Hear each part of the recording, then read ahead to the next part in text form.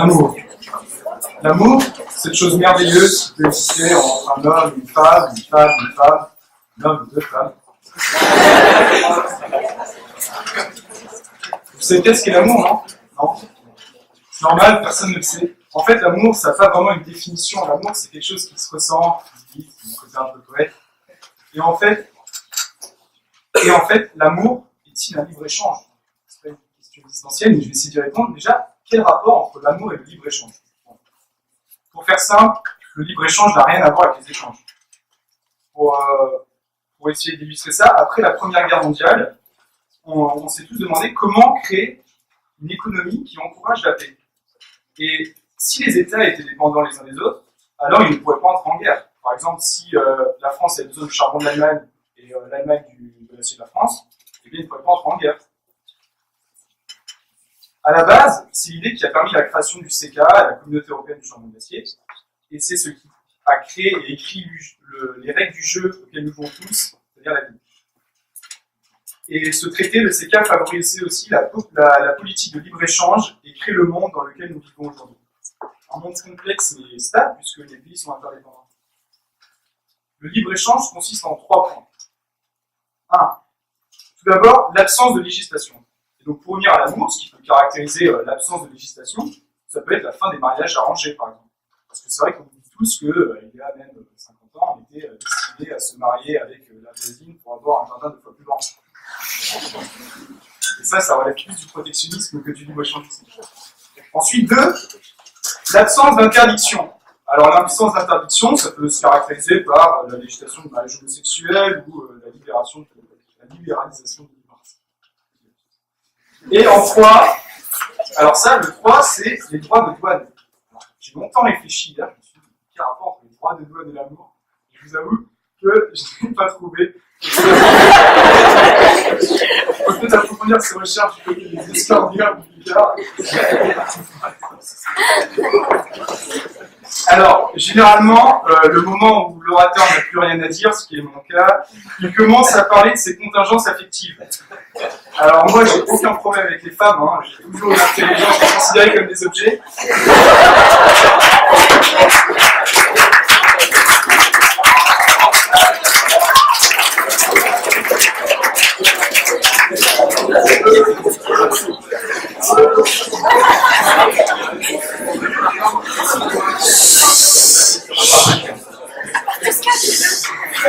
Évidemment, je crois que l'amour est d'abord basé sur l'attraction physique mutuelle. Alors, je ne suis pas du tout d'accord avec cette phrase d'Oscar Wilde qui dit « Je laisse les jolies femmes aux hommes sans imagination ».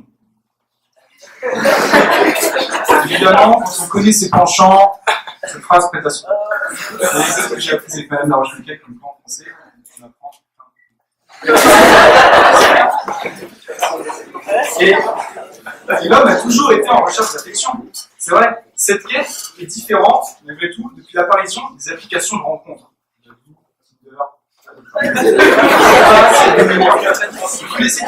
Mais en fait, ça décrit notre époque. Parce que ces applications, elles donnent l'impression aux gens de sortir de chez eux, alors qu'en fait, ils accumulent des rendez-vous un peu aventureux dans des univers un peu. En fait, tout ça pour avoir un profil. Bon, et cela s'ajoute la crainte croissante du terrorisme, c'est vrai, depuis 2001, ça a ramené une inquiétude dans les rues des démocraties occidentales, les gilets jaunes ne l'améliorent pas, entraînant partout un stress palpable. J'exagère peut-être, mais même dans les parcs, les métros, les bancs publics deviennent à leur tour hostiles. Dehors, c'est l'ère du soupçon. Nous sommes de plus en plus malaisés d'échanger une parole, de se suivre du regard, d'éclater de rire, d'entamer une chanson. Tinder et les applications du même acabit ont pris acte et profité de cet échec du vivre en commun, qui se solde aussi par un échec de l'intime. Désormais, la prise de contact s'établit depuis un lieu privé, et le lieu de rendez-vous entre les deux individus, le match, est un espace privatisé, c'est-à-dire privé de sa dimension ouverte à tous. Mais alors, comment dans un monde si globalisé, ouvert au monde, et qui, comme on l'a vu précédemment, a permis à l'amour de faire quelques progrès, comment un sentiment qui paraît tout simple, une nombre de personnes, mais qui est si compliqué, n'a pas pu suivre le mouvement. Et finalement, le modèle dans lequel nous vivons a tout en décuplant nos capacités, forcer un repli sur soi de l'individu. Un repli sur soi presque devenu mondain, mais qui se caractérise par une timidité profonde. Les gens préfèrent draguer sur les réseaux sociaux que sortir dans un bar, c'est vrai. Malgré cela, de nos jours, les gens, en pensant se faire plus de relations, avec les 500 amis sur Facebook, en fait, ils mettent des barrières entre ces relations. Enfin, le libre-échangisme est à l'amour, ce que l'échangisme est à la fidélité.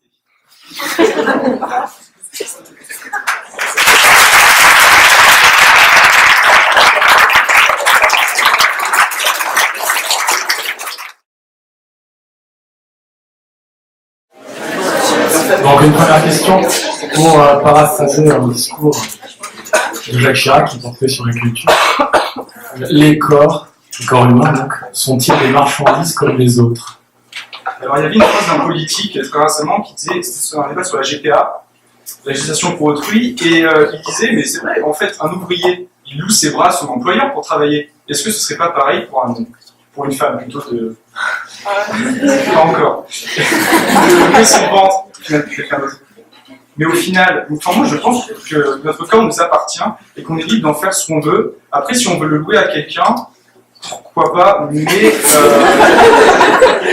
l'éthique regarde toujours. Mais comment répondre à ça? Notre corps est-il une marchandise? Pas comme une autre. En fait, dans notre corps, il y a un esprit. Il faut savoir ça, ce n'est pas juste un corps. Personne n'est juste un corps, et il ne fait rien. Et il faut prendre en compte d'abord l'esprit, je pense.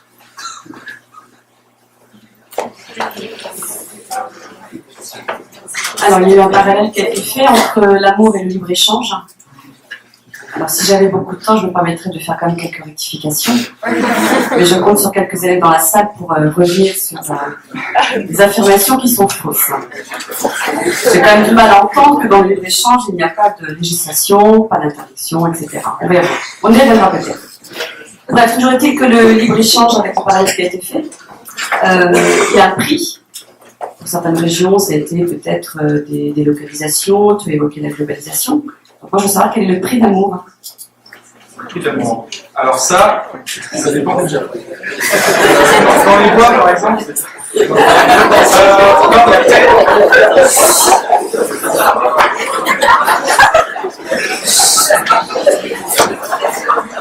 amour et amour, il ne faut pas confondre amour physique et amour. Un amour au final qu'on n'arrive même pas à décrire parce que cet amour-là, il n'a pas de prix. On dépend de quelqu'un. C'est fou de dire ça, c'est que on fait plus confiance à quelqu'un que nous-mêmes. Et ça n'a pas de prix pour moi.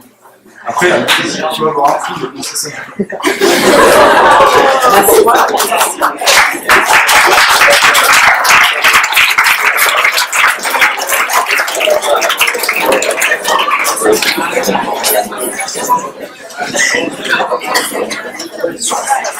Je suis resté sur la douane, moi j'ai eu un problème quand vous m'avez dit qu'il n'était pas possible de trouver un parallèle entre la douane et l'amour, j'ai levé 2 ou 3. La douane, on parle de douane volante, on va parler d'amour volage, c'est limite. Il y a la notion de frontière, je sais pas, moi je suis pas un spécialiste de la frontière, mais il y a la frontière pour la douane, et il y a aussi des frontières en amour. Et je sais qu'il y a la notion de déclaration, j'ai la déclaration en douane et la déclaration d'amour, je vais l'avoir celle-là. Est-ce que vous avez une quatrième? J'ai cherché hier soir, c'est pas, je pense aujourd'hui que je vais trouver une équipe, mais pour être sûr, c'est une petite on aurait pu préparer ensemble.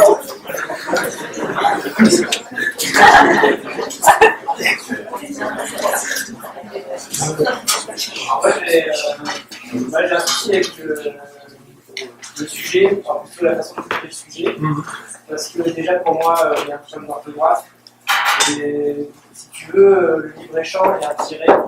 Oui. D'accord, c'est quand tu vas considérer toi. Il n'y a pas de tiret dans le sujet. Donc pour moi, c'est un sujet, en échange. Et tu n'as pas défini l'amour. Déjà, tu vas casser sur le côté relation, contact, leader, tout ça. Donc moi, si je reprends celui de départ, une question. On est d'accord que l'amour, c'est un échange, un climat de sentiment, éthique vivant. Bien, alors j'ai dit en préambule que je ne pouvais pas définir l'amour avec les mots parce que je pense que l'amour est subjectif et que chacun vit l'amour comme il le ressent. Ensuite, la notion de tirer, je n'ai pas Oui, je vois libre-échange est plus économique, il y a un libre-échange, je vais vous y revenir, du coup, à l'amour échange, c'est ça? Les échanges en amour? Un échange de sentiments. Un échange de sentiments, mais il n'y a pas que des sentiments. Alors, on peut tout de suite revenir sur le fait que si finalement en amour on dépend de quelqu'un, est-ce que si on dépend de quelqu'un on est libre? Et là on est parti pour 4 heures, 7 pages. J'aimerais bien répondre à ces questions rapidement. 4 secondes. Comment résumer ça en fait? L'amour est libre. En un sens, oui, si vraiment il est sincère, je pense qu'il peut être libre.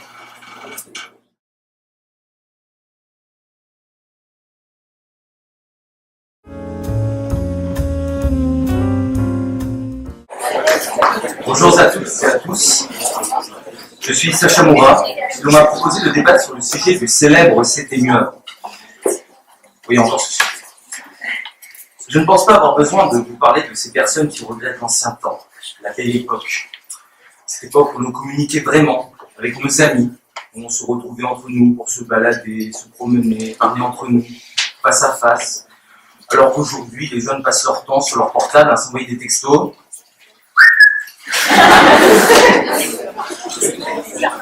Les adultes, et même aujourd'hui les jeunes de plus de 25 ans, jeunes, aiment nous dire que c'était mieux leur jeunesse, que la vie était plus belle, que le monde était plus sûr, maintenant avec les guerres, qu'ils étaient dans leur insouciance, dans leurs rêves. Alors était-ce vraiment mieux avant? C'est vrai que maintenant les gens sont un peu moralisateurs. Il faut faire attention à ne pas rouler trop vite, faire attention à l'écologie. Alors qu'avant, les gens et les jeunes n'avaient que faire de toutes ces règles. On partait à l'aventure, risquer notre vie, on quittait la maison familiale. Les gens pouvaient rouler plus vite.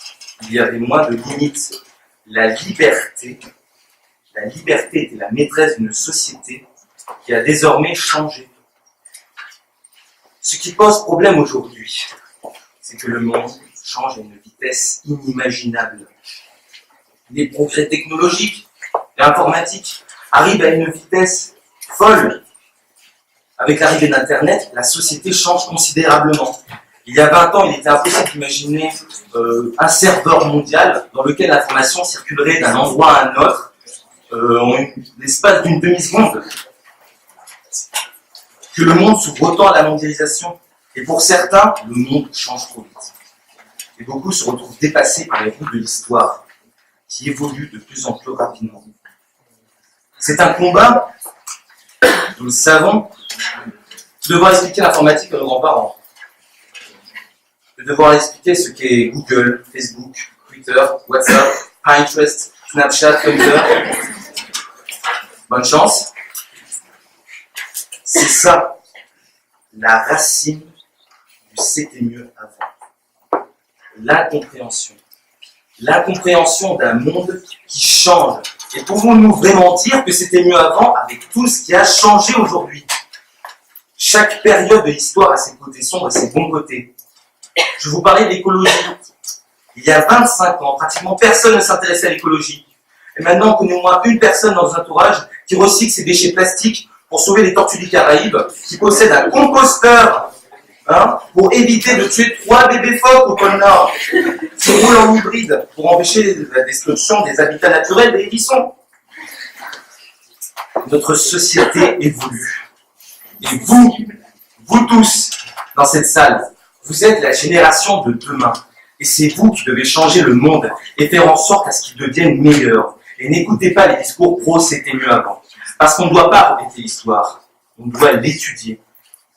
L'étudier et la regarder avec une approche neutre pour se souvenir des erreurs que nous avons commises et tenter par la suite de faire attention. Le passé sert donc à notre futur. C'est là qu'on peut souligner l'importance de la relation adulte-jeune.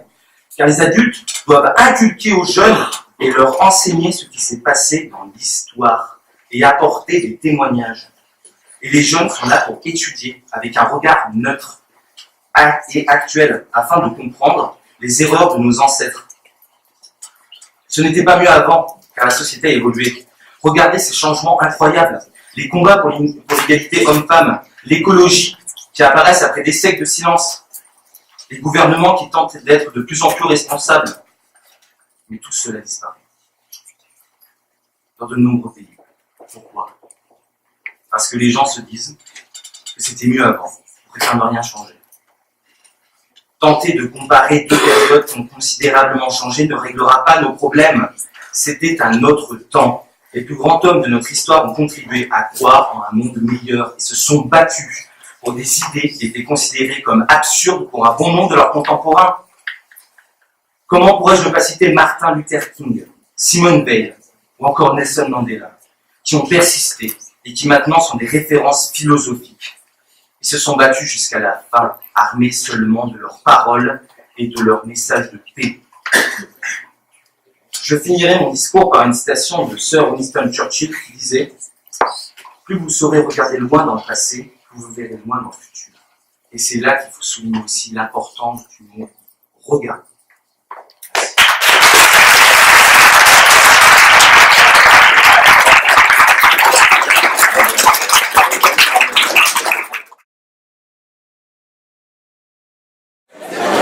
Alors, on vient d'entendre une autre prestation sur le thème « C'était mieux avant ».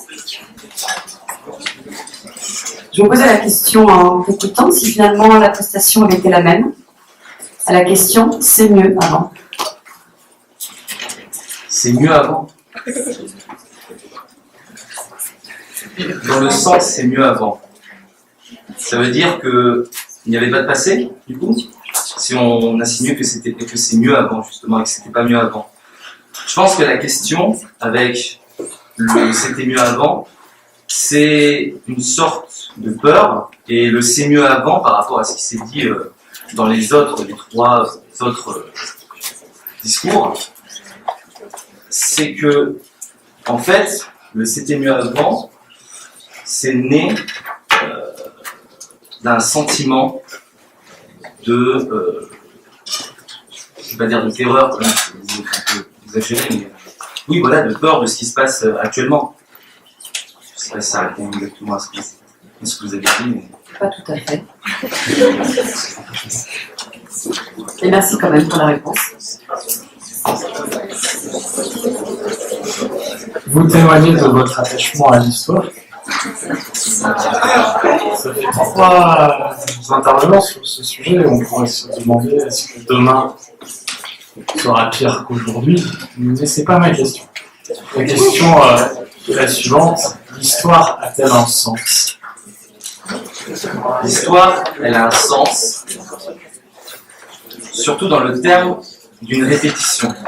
Souvent, l'histoire, elle s'est répétée. On le voit même aujourd'hui, avec la montée je vais pas dire fascistes, des réactionnaires. On le voit en Italie, avec Salvini, on le voit partout. C'est, comme l'a dit notre président de la République actuelle, c'est en fait, on revit le schéma des Trente Glorieuses. L'histoire, elle a un sens aussi, parce que, justement, l'histoire est là, on l'étudie, parce qu'elle a un but de mémoire. Elle a un but de mémoire pour que, justement, nos enfants puissent savoir ce qui s'est passé, et surtout les erreurs qu'on a commises, les bons côtés aussi, les mauvais côtés. Et des fois, on n'est pas très fiers de ce qu'ont fait nos ancêtres, mais c'est là le sens de l'histoire, en fait, c'est le sens de la mémoire.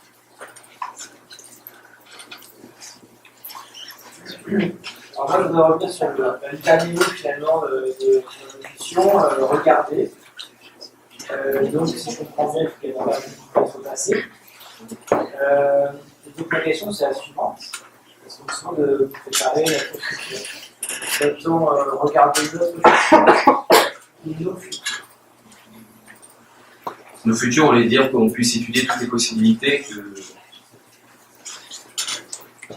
Je pense que, oui, l'histoire, d'ailleurs, justement, avec le sens, c'est l'histoire, elle est là aussi pour, justement, voilà, pouvoir étudier nos futurs, parce qu'on ne sait pas concrètement de comment va être ce futur, et c'est là que ça se joue maintenant, c'est ce qu'on fait actuellement qui va dépendre de notre futur, ou des possibilités de nos futurs, justement, et oui, on peut parler de nos futurs. On peut parler de nos futurs parce qu'on peut on peut prendre en compte toutes les possibilités qu'il y a, tout ce qu'on peut faire. C'est pour ça d'ailleurs qu'il y a des prévisions, parce que on étudie différentes situations.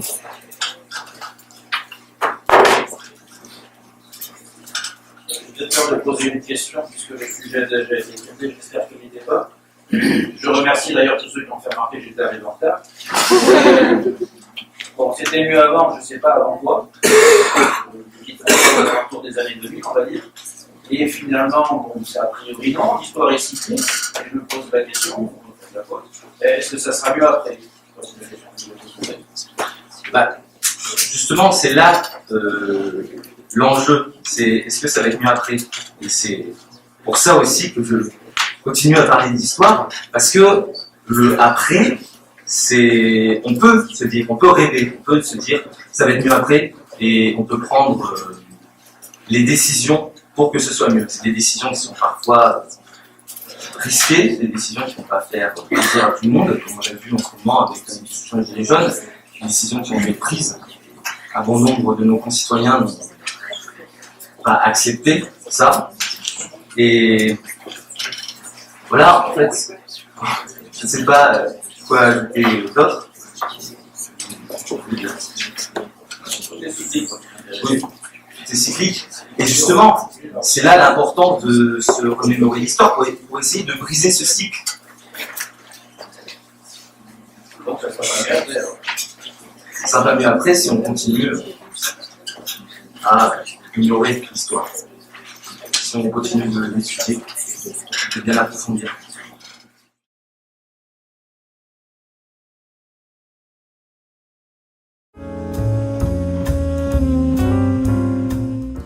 Quand une femme épouse un porc, vous obtenez une truc. Elle était une fois, elles sont mille et une fois. Des millions de fois victimes d'humiliation, de violences sexuelles. Les femmes, pour la première fois, avec les hashtags MeToo et Balance ton porc, ont le sentiment de constituer une force collective. Cette solidarité féminine naissante est une immense victoire. La honte est en train de changer de camp. Plus éduquées, mieux intégrées, plus indépendantes financièrement, accédant à des fonctions de plus en plus élevées, les femmes ont exprimé leur volonté d'en finir avec un système abusif. Elles ne sont plus prêtes à accepter que les hommes se comportent en seigneurs. Les princesses tentent un coup d'État. En permettant aux femmes de dénoncer au grand jour et d'être entendues, le mouvement Balance ton porc fait vaciller le rapport de domination qu'exerçaient les hommes sur les femmes. Et si ce mouvement effrayant, dérangeant, c'est justement parce qu'il bouleverse l'ordre établi. Or, le changement angoisse, la remise en question chiffonne. Le prince qui se croit confortablement installé dans le camp du bien s'énerve de la princesse qui vient le déloger en pointant ses failles. Face à la princesse révoltée, le prince craint de perdre ses privilèges. Alors il préfère souvent se draper dans la mauvaise foi. À la cour, beaucoup se plaignent. On ne peut plus draguer tranquille avec ces hystériques. Chaque tentative maladroite devient une agression machiste. Or, déclarer ceci, c'est confondre délibérément un rapport de séduction basé sur le respect et le plaisir avec une violence. D'un côté, on considère l'autre comme son égal. De l'autre, on ne respecte pas ses désirs. On le considère, comme l'a décrit Louis, comme un objet à sa disposition. Quoi, je joue sur les mots? La prochaine fois que votre copine se fait interpeller par une charmante métaphore alimentaire du style « Eh mademoiselle, et bon, ne vous inquiétez pas, c'est juste de la drague maladroite. » Si la galanterie n'est pas une agression, elle est une façon de figer une asymétrie entre les sexes, un ordre sexué dans lequel les rôles sont bien répartis. L'homme aurait une sexualité irrépressible, serait conquérant, et la femme devrait être compatissante et se soumettre à son désir. Comme le dit une vieille expression, l'homme propose, la femme dispose. Or, l'indulgence des sociétés à l'égard de pulsions masculines est critiquable. C'est se reconnaître inhumain que d'affirmer qu'on nourrit des pulsions incontrôlables. Et que on ne nous parle pas de désir bestial. Les bêtes ne violent pas leur partenaire de même époque. Dans les moments de la vie quotidienne et banale, je réclame le droit de ne pas être importuné. Le droit de ne même pas y penser. Je revendique mon droit à la tranquillité. Je ne suis pas une petite chose fragiles. Je ne réclame pas d'être protégée, mais de faire valoir mes droits à la sécurité et au respect. Et les hommes ne sont pas, loin s'en faut, tous des porcs. Beaucoup ont exprimé leur volonté de ne plus être complices, de se libérer de cette vision déterministe du masculin. Je souhaite que les hommes de demain soient libres de se définir autrement que comme des prédateurs habités par des pulsions incontrôlables. Le monde dans lequel nous vivrons alors ne sera pas un monde puritain. Ce sera un monde plus juste, où l'espace de l'amour, des jeux de séduction ne seront que plus beaux et plus amples. À un point qu'on n'imagine même pas encore.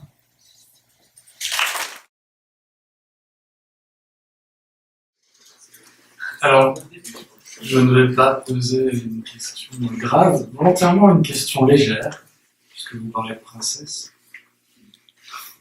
Vous parlez de Blanche-Neige, on pourrait penser à d'autres princesses peut-être. Je voulais juste savoir si vous vous sentiez plus proche de Kim Kardashian ou de Beyoncé.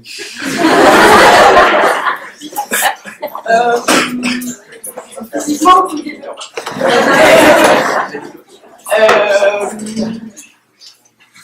Beyoncé, parce qu'au moins, c'est un truc.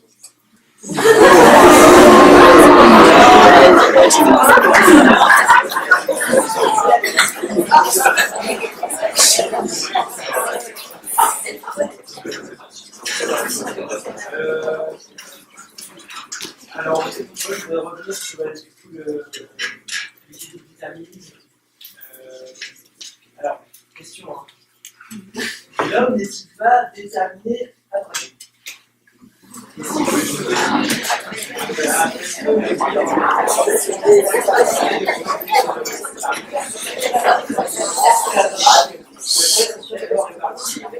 Est-ce qu'un homme Si, bien sûr. Un homme pourrait attendre son travail, mais il préfère toujours prendre les commandes. Je vais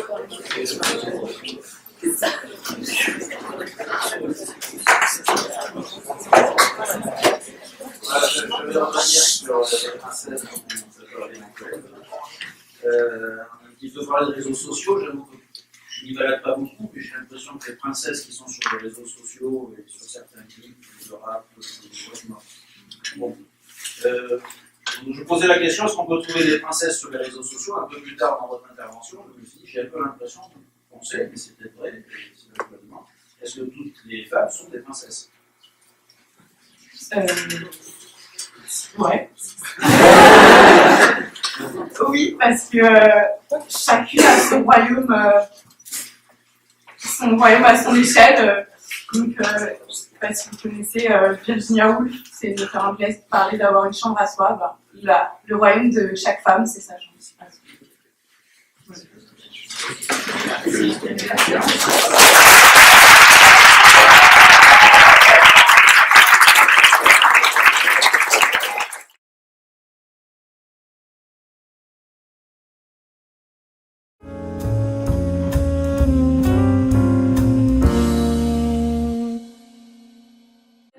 Bien évidemment, on a tous été d'accord pour souligner la qualité des prestations. Pour souligner également votre capacité à s'adresser à un auditoire, c'est pas toujours simple, c'est devant vous faire. Et on tenait quand même à féliciter donc tous les candidats qui s'étaient présentés. Je profite d'avoir ce micro également pour remercier le BDE qui a donc organisé ce premier concours d'éloquence. Je crois qu'on peut les applaudir.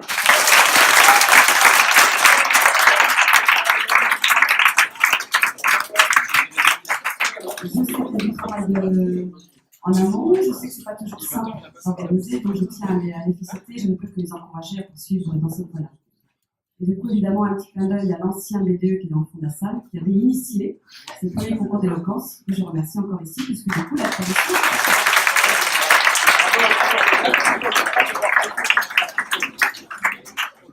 Bien, alors, on va nous donner les résultats.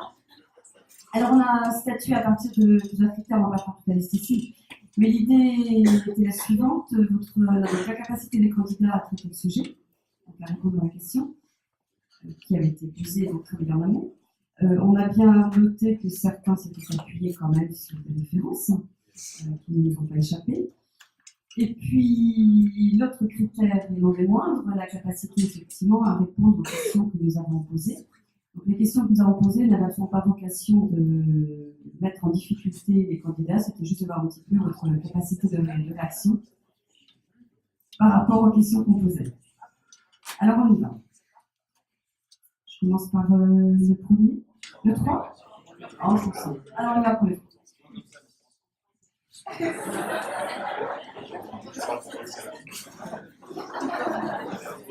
Alors, en première position, on va demander donc à l'école de venir.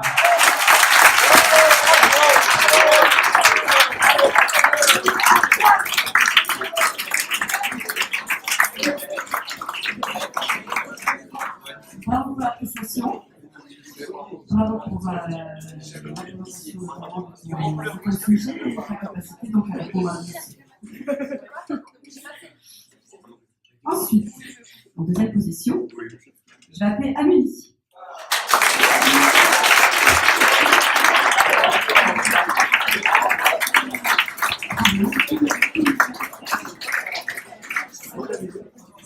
Bravo, une question extrêmement claire.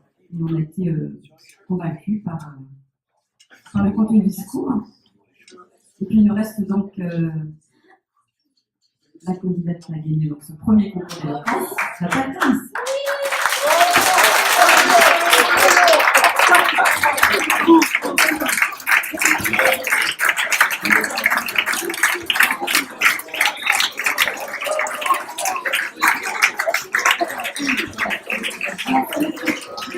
Absolument pas une volonté de notre part, mais il s'avère, et ça tombe très bien ainsi, que finalement, Vincent récompensait en fait les 3 niveaux, mais c'était absolument pas notre critère, puisque nous avons donc une représentante du niveau second, une représentante du niveau première, et puis un représentant du niveau terminal. Bravo à tous les 3.